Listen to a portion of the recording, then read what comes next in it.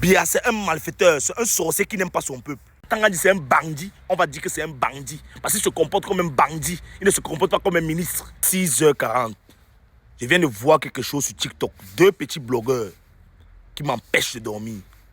Si vous ne pouvez pas dénoncer ce qui se passe au Cameroun pour que le Cameroun change, arrêtez de prendre la visibilité des gens pour vous faire des vues.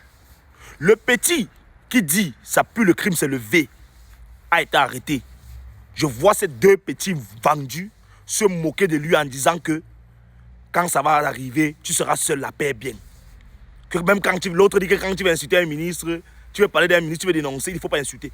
Quand le ministre, on parle des ministres, tient des propos, on dirait qu'il s'adresse aux animaux. Sans compter l'injustice que les Camerounais vivent. Vous demandez aux Camerounais qui ne sont pas à des postes de responsabilité de tenir des propos normaux. Alors qu'on parle d'un ministre qui est censé s'adresser à la population avec respect. Le dit bien, Abba Oyono a été renvoyé de Marois dans son propre pays parce qu'il peut rendre visite à Issa Chouamouo Bakary. Quand après son meeting de Paris en 2025, a été déporté de la ville de Douala parce qu'il allait voir ses militants à Deido. Vous ne dénoncez pas ça parce que vous êtes des peureux, vous n'avez pas des couilles dans le pantalon. Quand des Camerounais qui le font dénoncent, vous prenez leur visibilité pour venir montrer que vous aimez trop, c'est monté, c'est descendu. Vous ne dites rien de bon. Je vais vous dire une chose. À pas prendre vos téléphones, écrire des merdes en commentaire.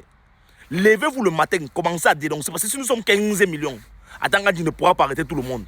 Et le pouvoir de bien ne pourra que faillir. C'est ça qu'on appelle un homme qui a les couilles. Moi, je vais vous dire une chose. Eux, ils sont à respecter.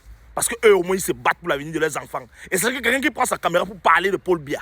Sachant ce qui peut l'arriver. C'est quelqu'un qui n'en a rien à foutre, qui n'en a rien à perdre. Parce que si Atanga dit c'est un bandit, on va dire que c'est un bandit. Parce qu'il se comporte comme un bandit. Il ne se comporte pas comme un ministre. Biya, c'est un malfaiteur, c'est un sorcier qui n'aime pas son peuple. Le président du Bénin, Patrice Talon, a fini ses 2 mandats. Il est parti. Si Biya aimait son peuple, il devait comprendre depuis que son peuple ne l'aime pas. Pourquoi fait-il une proposition de Premier ministre à Issa Chouamouo Bakary? Issa Chouamouo Bakary lui a dit que quand il partait déposer sa candidature pour être président, c'était pour devenir Premier ministre encore de Biya. Il a assez de travailler 4 ans avec Biya. Il est fatigué. Et les Camerounais ont choisi Issa Chouamouo Bakary.